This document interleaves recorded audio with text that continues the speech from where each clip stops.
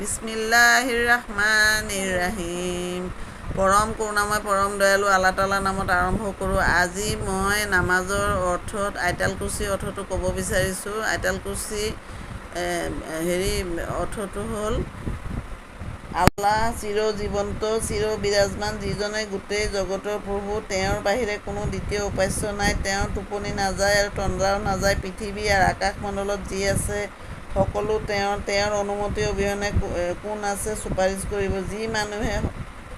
যি মানুহৰ সন্মুখত আছে তেওঁ সকলো জানে, আৰু যি গোপন হৈ আছে সেই বিষয়েও তেওঁ জানে। আল্লাহ যিখিনি জ্ঞান মানুহক দিছে সেইখিনিহে তেওঁ আয়ত্ত কৰিব পাৰে। তেওঁৰ কৰ্তৃত্ব আকাশ আৰু পৃথিৱী ব্যাপী।